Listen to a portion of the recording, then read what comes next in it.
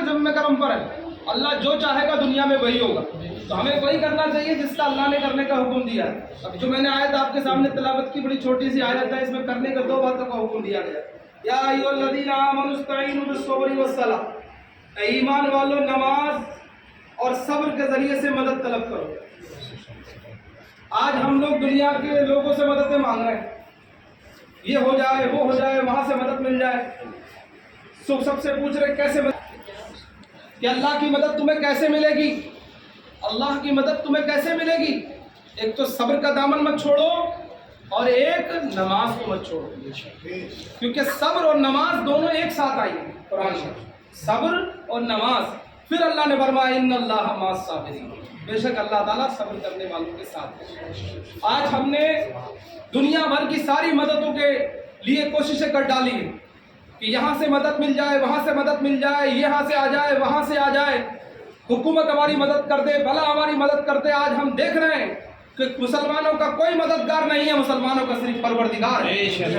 قوم مسلم کی آج ہر دور میں مدد اللہ کرتا ہے, ہر جگہ اللہ مدد کرتا ہے. اگرچہ ہم پہچانے نہ پہچانے, اللہ جب مدد کرنے پر آتا ہے تو دشمنوں کو ہمارا محافظ بنا دیتا ہے. اللہ مدد کرنے پر آتا ہے تو غیروں کو بھی اپنا بنا دیتا ہے. جب اس کے کرم کی بات ہوتی ہے تو وہ اللہ تعالیٰ ہمارے اوپر کرم فرماتا ہے, تو وہ جہاں سے چاہے وہاں سے مدد کر دیتا ہے, جہاں سے چاہے وہاں سے مدد کر دیتا ہے. بلکہ ہم سوچتے ہیں کہ یہاں سے ہوگی, لیکن وہ کہیں اور سے ہو جاتی ہے. وہ اسباب ایسی جگہ سے بناتا ہے. کبھی بھی مایوس نہیں ہونا چاہیے, کبھی بھی اپنے رب اور رب قدیر کی قدرت سے کبھی بھروسہ نہیں اٹھانا چاہیے. اس نے دکھایا ہے جب بندے مایوس ہوئے ہیں اور جب اس کے در پہ آ گئے ہیں تو اللہ تعالیٰ نے اپنے بندوں کی مدد فرمائی.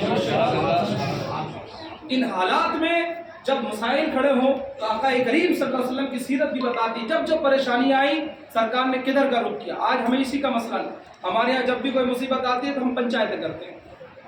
کوئی حادثہ ہو جائے پوری دنیا میں مسلمانوں کا, تو مسلمان بجائے عبادت کی رخ کرنے کے کیا کرتے ہیں, پنچایتیں.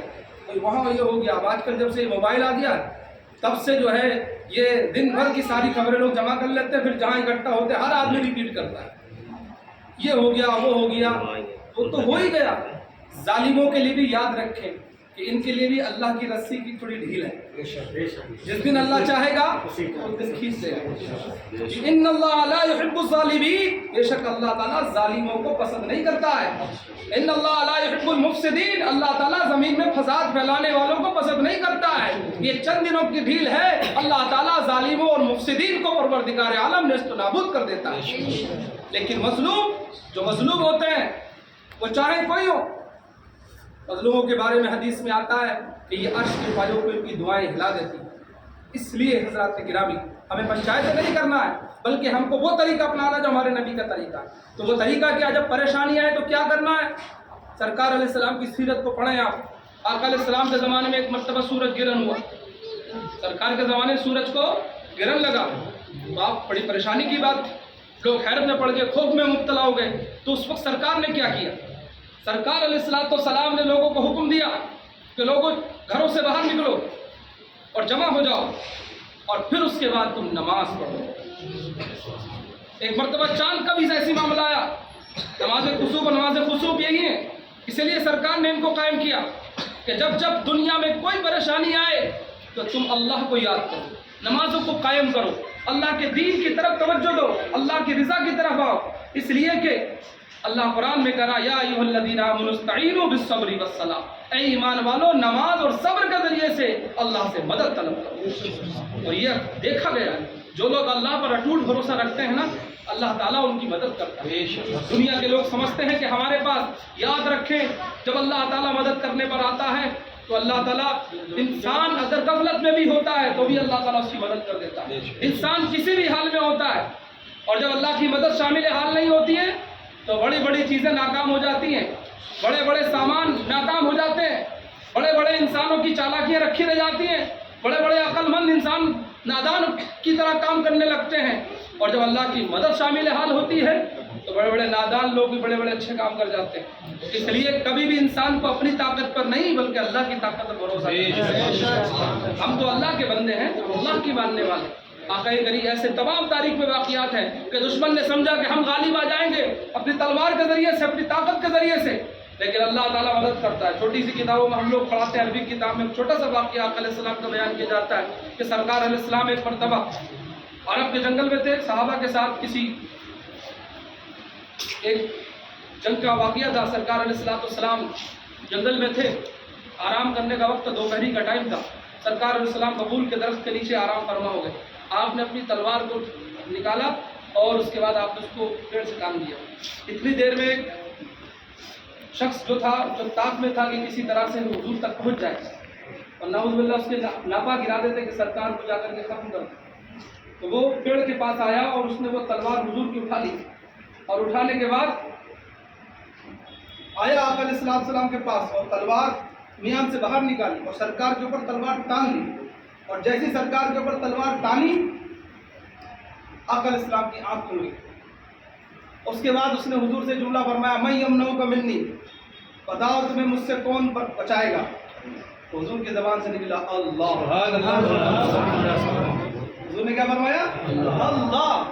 یہ ہمیں سیکھ دی جا رہی ہے، میرے نبی نے طریقہ بتایا کہ دشمن اگر تمہارے سر پر بھی آ جائے تو تمہیں کیا کہنا ہے؟ اللہ۔ کیا کہنا ہے؟ اللہ، یعنی زبان پر اللہ ہونا چاہیے۔ حضور نے جب کہا اللہ، اتنا کہنا تھا کہ اس کا ہاتھ کانپنے لگا اور تلوار ہاتھ سے نیچے گر گئی۔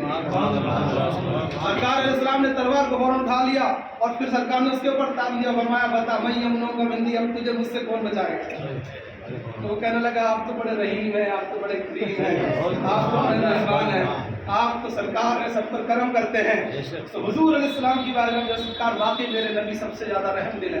آپ دیکھیں ایسا کون کر سکتا ہے؟ تاریخ بتاتی ہے میرے نبی نے اس سے بدلہ نہیں لیا، میرے نبی نے کافر کا بدلہ نہیں لیا۔ سرکار علیہ السلام نے فرمایا میں تجھ پر اسلام پیش کرتا ہوں، قبول کر، اللہ کا کلمہ پڑھ، لا الہ الا اللہ محمد رسول اللہ۔ لیکن بڑا ڈھیٹ تھا، کہنے لگا نہیں کلمہ نہیں پڑھوں گا۔ عرب کا بدو تھا، کہنے لگا کلمہ نہیں پڑھوں گا۔ حضور نے فرمایا کلمہ نہیں پڑھے گا تو وعدہ کر کہ جب جب عرب کا کوئی قبیلہ مجھ سے لڑائی لڑے گا یا میرے اوپر حملہ آور ہوگا یا ہماری قوم سے لڑے گا تو اس کا ساتھ نہیں دے گا۔ اس نے کہا ہاں میں اس پر وعدہ کرتا ہوں آپ سے کہ میں کبھی بھی آپ کے خلاف نہیں جاؤں گا۔ اس کے بعد وہ چلا جاتا ہے تو اپنی قوم کے پاس پہنچا، لوگوں نے پوچھا کہاں سے آیا؟ اس نے ایک تاریخی بات کہی، اس نے کہا تھا میں ایک ایسے انسان کے پاس آیا ہوں کہ دنیا میں اس سے بہتر کوئی انسان نہیں، دشمنوں کو بھی معاف کر دیتا ہے، دشمنوں کو بھی چھوڑ دیتا ہے، جس کا کام دنیا میں انتقام لینا نہیں ہے بلکہ اللہ کے پیغام کو پہنچانا ہے۔ دیکھیں آج ہمیں اور آپ ہیں، ہم ہر حال میں اللہ کو بھول جاتے ہیں۔ ہم جب مصیبتیں آتی ہیں تو بجائے اللہ اللہ کرنے کی ادھر ادھر کی باتیں کرنے لگتے ہیں۔ مصیبتوں میں، پریشانیوں میں، کٹھنائیوں میں اللہ کو یاد کرو، اپنے بزرگوں کے وسیلے پیش کرو، اللہ والوں کو جن سے محبتیں کرتے ہو ان کے وسیلے لگاؤ اللہ کی بارگاہ میں، پھر دیکھیں اللہ تعالیٰ تمہاری مدد کرنا۔ یہی ہمارا طریقہ، ہمارے اسلاف کا طریقہ۔ آپ دیکھیں جب جب صحابہ کرام رضوان اللہ علیہ اجمعین فرماتے ہیں جب بارش نہیں ہوتی تھی تو صحابہ عبادتیں کیا کرتے تھے، نمازیں کی کثرت کر دیا کرتے تھے اور وسیلے اللہ کی بارگاہ میں پیش کیا کرتے تھے، تب دعائیں قبول ہوا کرتی۔